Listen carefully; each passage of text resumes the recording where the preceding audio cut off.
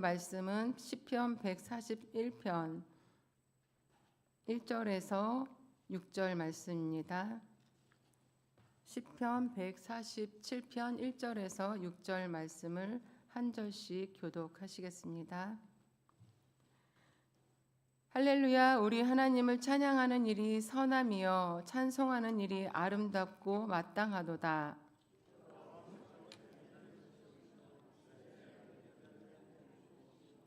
상심한 자들을 고치시며 그들의 상처를 싸매시는도다. 그가 별들의 수요를 세시고 그것들을 다 이름대로 부르시는도다. 우리 주는 위대하시며 능력이 많으시며 그의 지혜가 무궁하시도다. 여호와께서 겸손한 자들은 붙드시고 악인들은 땅에 엎드러뜨리시는도다. 아멘. 조금 전에 우리는 찬송가를 두 곡 불렀습니다. 어떤 마음으로 부르셨나요? 가사 하나하나를 진정한 마음으로 하나님을 찬송하신 분도 계시고, 또 그냥 습관적으로 부르신 분도 계시고, 또 내가 좋아하는 찬송가가 아니어서 아쉽다 생각하신 분도 있으실 것 같습니다. 본래 우리는 하나님을 찬양하기 위해 지음받은 존재입니다. 그리고 하나님을 찬양할 때 우리는 기쁨을 누리게 됩니다. 그런데 찬양할 때 우리가 기쁨을 누리지 못한다면 그 찬양은 하나님을 생각하지 않고 드리는 찬양이며 하나님을 경배하며 드리는 찬양이 아니기 때문일 것입니다. 찬송은 하나님의 속성과 하나님의 행하신 일을 기억하고 하나님을 높이며 드리는 것입니다. 예배 시간뿐 아니라 어떤 시간, 어떤 장소에서 또 그렇게 하나님을 찬양할 때 참 기쁨을 우리는 맛보게 될 것입니다. 오늘 본문 말씀의 시편 기자는 우리가 그렇게 찬양해야 함을 촉구하고 있습니다. 1절 말씀에서 할렐루야, 우리 하나님을 찬양하는 일이 선함이요 찬송하는 일이 아름답고 마땅하도다라고 선포합니다. 선한이라고 번역된 히브리어 토브는 좋은 것, 즐거운 것 등의 의미를 포함하고, 아름다운으로 번역된 나임은 유쾌한, 기쁜 등의 의미를 포함합니다. 그리고 마땅하도다로 번역된 히브리어 나와는 알맞은, 적합한의 의미가 있습니다. 1절 말씀을 의역하면 하나님은 찬양받기에 합당하신 분이시고 하나님께 드리는 찬양은 기쁘고 아름다운 것이며 그 찬양은 인간에게 참된 만족과 기쁨을 가져다 준다라고 할 수 있습니다. 찬양할 때 마음이 기뻐지고 평안해지는 경험을 해보신 적이 있으실 것입니다. 찬양받기에 합당하신 하나님을 찬양하는 것은 그 자체가 인간에게는 참된 기쁨과 만족을 주는 것이기 때문에 우리는 찬양할 때 마음에 기쁨이 넘치는 것을 경험하고 만족감을 경험하고 평안을 경험하게 되는 것입니다. 본문 말씀 1절에서 시편 기자는 하나님을 찬양하는 것이 우리에게 참된 만족과 기쁨을 주는 것이며 하나님은 찬양받기에 합당하신 분이시라고 선포한 후 왜 하나님이 찬양받기에 합당한 분이신지 하나님의 속성과 행하신 일들에 대해서 설명합니다. 오늘 말씀을 통해 시편 기자는 왜 하나님은 찬양받기에 합당한 분이라고 했는지를 살펴보시면서 시편 기자가 촉구하는 것처럼 마땅히 하나님을 매일 찬양하는 우리 모두가 되시기를 소망합니다. 하나님이 찬양받기에 합당하신 이유는 첫 번째로 하나님은 회복시켜 주시는 분이시기 때문입니다. 2절 말씀에서 여호와께서 예루살렘을 세우시며 이스라엘의 흩어진 자들을 모으시며 라고 말씀하고 있습니다. 여기에서 예루살렘은 이스라엘 백성이 하나님을 예배하는 성소가 있는 도성입니다. 오늘 본문인 시편 147편은 바벨론 포로 귀환 이후에 기록된 것으로 보고 있습니다. 남유다는 자신들의 죄악으로 인해 하나님의 심판을 받게 되어 바벨론의 침공으로 멸망을 당했습니다. 그리고 백성들은 대부분 포로로 사로잡혀 가서 바벨론 땅 여러 지역으로 흩어져 거주하게 되었습니다. 이렇게 흩어져 거주하는 이스라엘 백성들을 디아스포라라고 합니다. 흩어져 포로 생활을 하며 이스라엘 백성들은 자신들의 죄악을 돌아보며 회개했습니다. 신앙적 자유가 없고 함께 모여 예배할 수 없었기에 예루살렘을 그리워했습니다. 그렇게 회개하며 예루살렘을 그리워했을 때 흩어진 이스라엘 백성을 하나님은 예루살렘으로 다시 돌아올 수 있도록 회복시켜 주셨습니다. 바벨론의 공격으로 파괴된 예루살렘 성벽과 성문을 에스라와 느헤미야를 중심으로 포로에서 돌아온 백성들의 손으로 재건할 수 있게 해 주셨습니다.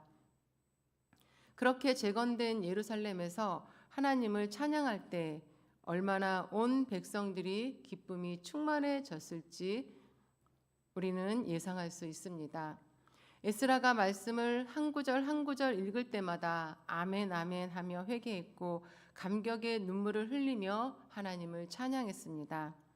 시인은 이렇게 다시 예루살렘을 세워주시고 흩어진 백성들이 귀환하여 돌아와 함께 마음껏 하나님을 예배할 수 있게 회복시켜 주신 하나님을 높이며 함께 찬양하는 것은 마땅한 일이라고 말씀하고 있는 것입니다.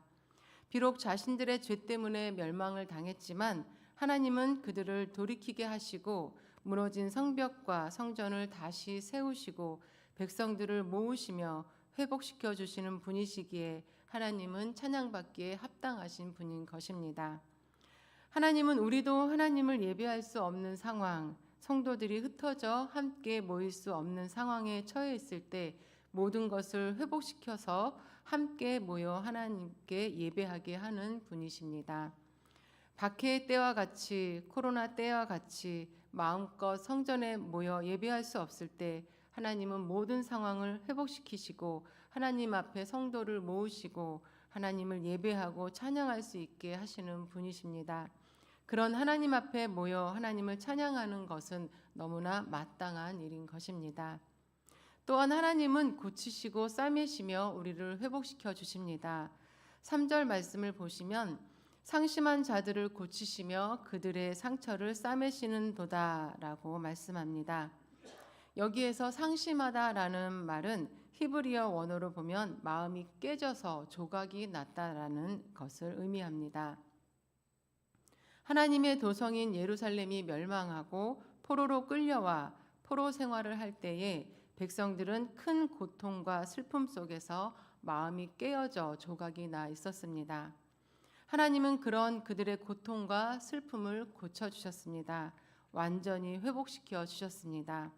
그리고 마음의 깊은 상처를 싸매주셨습니다. 상처, 고통, 아픔, 슬픔 등을 둘러 감아서 치료해 주셨습니다. 자신들의 힘으로는 어찌할 수 없고 벗어날 수도 없는 포로 생활 가운데 이스라엘 백성들의 마음은 깨어졌고 상처가 깊어져 갔습니다. 스스로 회복할 수 없는 이스라엘 백성의 깨어진 마음과 상처를 온전하게 하나님은 치료해 주셨습니다. 용서하시고 품어주시고 고쳐주시고 회복시켜 주셨습니다. 오직 하나님만이 그렇게 회복시키실 수 있는 것입니다. 그렇게 우리를 회복시켜 주시는 하나님은 우리의 찬양을 받으시기에 합당하신 분이신 것입니다. 하나님이 찬양 받으시기에 합당하신 이유 두 번째는 하나님은 전지전능한 분이시며 우리에게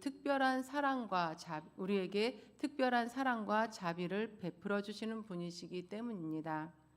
4절과 5절 말씀을 보시면 그가 별들의 수요를 세시고 그것들을 다 이름대로 부르시는도다. 우리 주는 위대하시며 능력이 많으시며 그의 지혜가 무궁하시도다 라고 말씀합니다. 여기에서 별은 하나님이 창조하신 우주 만물을 대표하고 있습니다. 수많은 별을 셀 수 있다는 것은 그것을 만든 분만이 할 수 있는 일입니다. 별을 셀 수 있는 하나님은 우주 만물의 창조주이시며 그것을 다스리시는 분이십니다. 그리고 그것들의 이름을 다 기억하고 부르신다는 것은 아주 세세하게 다스리시며 특별하게 여기신다는 말씀입니다. 어린아이들도 자신이 좋아하는 인형에게는 이름을 붙여줍니다. 이름을 불러줄 때 비로소 꽃이 되는 것입니다. 하나님은 하나님의 백성의 이름을 다 기억하시고 그 이름을 부르시며 자신의 소유를 삼고 특별한 사랑과 자비로 다스리시는 분이십니다. 우주 만물을 창조하시고 다스리시는 하나님은 능력이 많으시고 전능하신 분이시며 세상을 하나님의 뜻 가운데 계획하시고 다 이루시는 무한한 지혜를 가지고 계신 분이십니다. 그렇게 능력과 지혜가 무한하신 하나님이 우리를 특별히 사랑하시고 자비로 돌보시니 우리는 그 하나님을 찬양할 수밖에 없는 것입니다. 마지막으로 하나님이 찬양받기에 합당하신 이유는 겸손한 자는 붙드시고 악인은 엎드러뜨리시는 분이시기 때문입니다. 6절 말씀을 보시면 여호와께서 겸손한 자들은 붙드시고 악인들은 땅에 엎드러뜨리시는도다 라고 말씀합니다. 여기에서 겸손한 자는 히브리어 원어로 보면 온유한이라는 의미와 함께 억압된, 가난한, 비천한이라는 의미도 가지고 있습니다. 본문에서는 포로로 사로잡혀 억압받고 고통받은 이스라엘 백성들이 겸손해진 상태를 표현하고 있습니다. 그리고 붙드신다는 말은 회복시키시고 높여주신다는 의미입니다. 하나님은 공의의 하나님이십니다. 억울하고 원통한 가운데 있는 사람들, 가난하고 억압받는 힘없는 사람들, 그래서 겸손하게 오직 하나님만 바라보며 하나님 앞에 부르짖는 소리를 들으시는 분이십니다.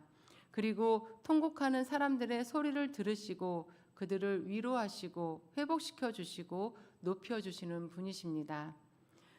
반면에 교만한 악인들은 굴복시키시고 결국 파멸에 이르게 하시는 분이십니다.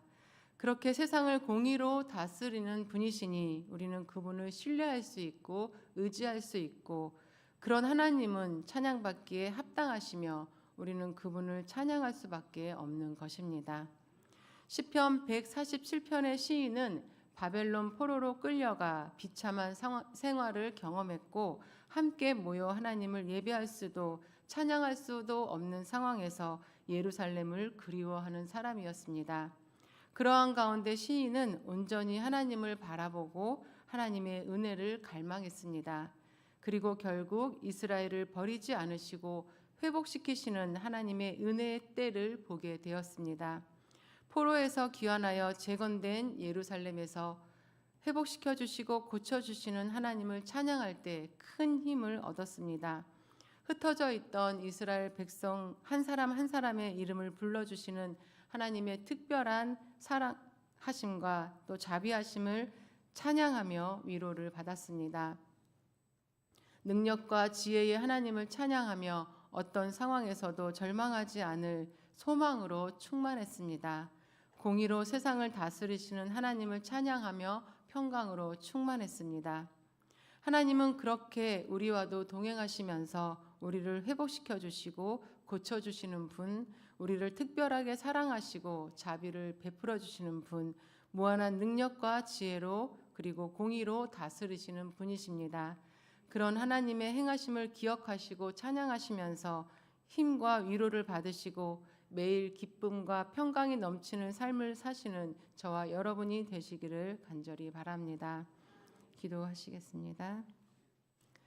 하나님 아버지, 하나님을 찬양하는 일이 얼마나 기쁘고 감사한 일인지 다시 한번 깨닫게 하시니 감사합니다. 이스라엘 백성에게 변함없이 베풀어 주신 그 은혜의 행적들을 기억하며 우리에게도 베풀어 주신 일들을 기억하면서 찬양받기에 합당하신 하나님을 매일 찬양하며 그 찬양이 주는 만족감과 기쁨과 평강을 누리며 사는 우리 모두가 될 수 있도록 인도하여 주시옵소서. 모든 말씀 예수님의 이름으로 기도드리옵나이다. 아멘.